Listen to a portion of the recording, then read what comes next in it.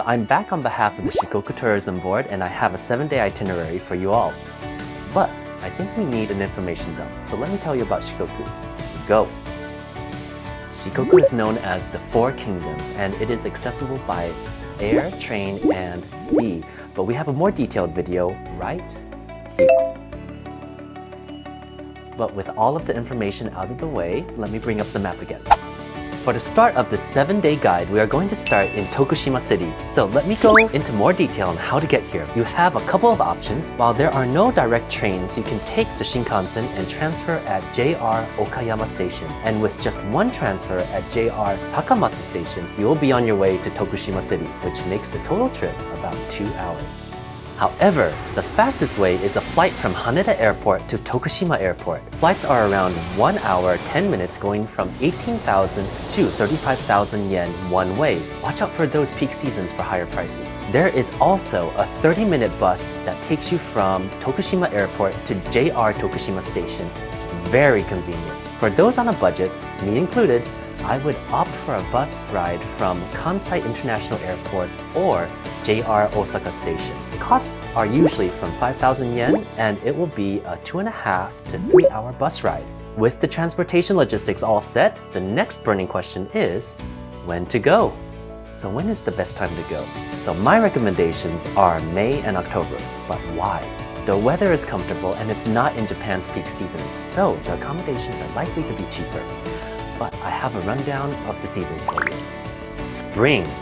Late March to end of June is where you will find the famous cherry blossoms, wisteria, hydrangeas, and irises.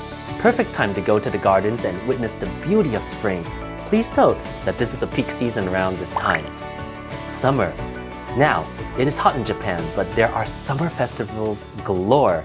It is also not peak season, so for those on a budget, it would be a nice time to come. Just stay hydrated and stick to the beaches and the mountains, and you will be fine.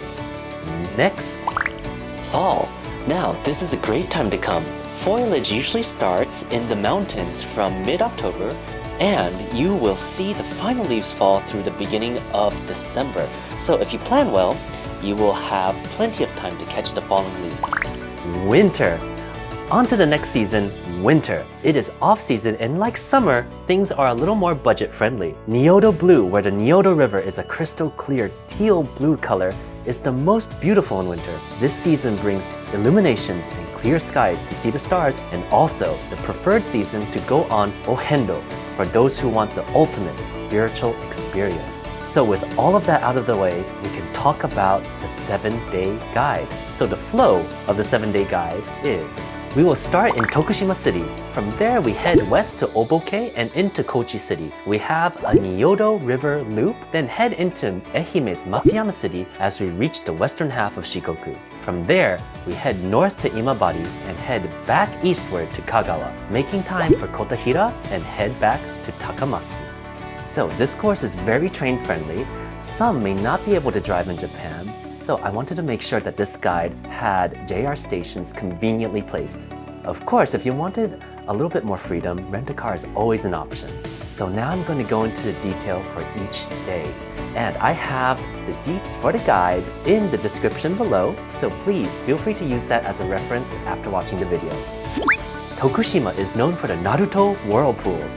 Naruto, not the ninja for those who know, is known for having boats getting up and close to the whirlpools, giving the passengers a closer look. Also, to see in Tokushima is the Awa Odori and a dance that is done for the biggest local festival of the region. It's a dance for the community with a great saying: the dancer is a fool, the watcher is a fool. If we're all fools anyway, you might as well dance. Oh, and I have to tell you about the Ohendo, a spiritual pilgrimage that is famous for the area of Shikoku.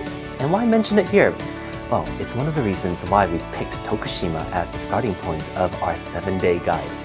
Tokushima is where the official start of the Ohendo with the temple number 1, Ryozen-ji. It is the first of the 88 temple pilgrimage, totaling in a distance of 1,200 kilometers, or 750 miles. Now, the Ohendo typically takes 2 months on foot, but throughout the 7 days, we will sprinkle some of the 88 temples in the mix, but Tokushima and Ryozen-ji are seen as the beginning markers. With a day full of whirlpools and temples, It's great to wind down and grab some local ramen to end the day. For day 2, our destination is the Oboke area. There are a couple ways to get here from Tokushima. There is a limited express train that takes around 1.5 to 2 hours, and a local train that's a bit slower with a 2.5 to 3 hour ride. But once you are there, a beautiful gorge is waiting for you. Definitely suggest to boat to see the gorge close up. The gorge is also well known for the Ivy Bridge. This bridge is entirely made of vines and gets remade every couple of years. Other places in the area include the Biwa Falls and even a special statue, a peeing boy.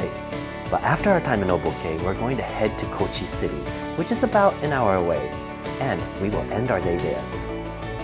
Kochi is known for a lot of things, but one place is a must visit, the Niyodo River. It is a 30-minute train ride from JR Kochi Station, and our sights are set on JR Sakawa Station. From Sakawa Station, our aim is to the Nakatsu Gorge, where the Niyodo River is in all of its glory. The amazing clear blue color is called Niyodo Blue. Now, when a color is named after a river, that's something to see firsthand. Now, after witnessing nature at its best, we're going to head back to Kochi City, and we're going to head to Hirome Market. Now, why this market in particular? At Hirome Market, the tables are big, the plates are colorful, and everyone's fair game for a chat. Traveling isn't always about the sights, but the people you meet along the way, and there is no better place to represent that than this market. For day 4, we're going to spend most of our day in Kochi, but we're going to head our way to Matsuyama, and I have some awesome things in store for you today. So I know we have been going in deep with nature and traditions up until now, but oh boy, Shikoku has a lot of quirky sides to it as well.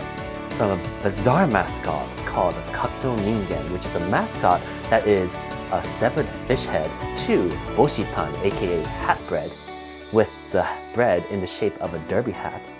So the hat bread has been on my mind recently, so I went out to the bakery to try it on, literally. So apparently this hat was first made in the 1950s because the derby hats were in style, and that has lasted the test of time and has been loved by the locals ever since. But now, onwards to Kochi Castle. Kochi Castle is one of the 12 original castles that is still standing in Japan. This is a big deal since the government demolished many castles after the samurai era. The castle grounds are beautiful and you can even go there in a kimono. After the castle, now it's time for lunch, and nothing screams Kochi more than Katsuo Tataki. It is basically grilling fish, but with a column of fire. Now we tried to find a place that offers the biggest fire, and here we are. Let's burn it up. Today I purposely did not use too much hairspray. This face and this hair still need to work, but isn't it amazing?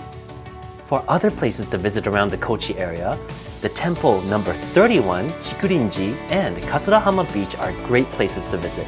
The temple has a beautiful pagoda and is great to see. Though, if you want to get an ocean fix, Katsurahama is the perfect place for you, but I'll let you decide.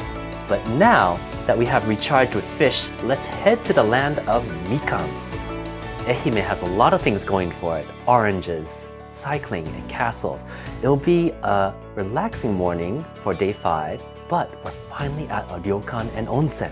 And with all the adventures we've had through the wilderness and nature, I'd say it's time for some leisure. So after a slow morning at Dogo Onsen, and let's go to the shopping district. Let's go! The Dogo shopping district is a lively area with many grape shops, but one of the most interesting is a famous shop that has orange juice on tap. And more on Dogo Onsen. Dogo Onsen is the oldest onsen in Japan, and today we will test the waters. A little useful tip is that Dogo Onsen will allow people with tattoos to enter their facilities. But talking about onsen, we need to dive in.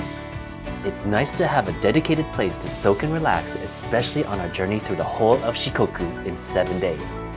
For day 6, before we head north to Imabari, we will go to Temple 51, Ishite-ji.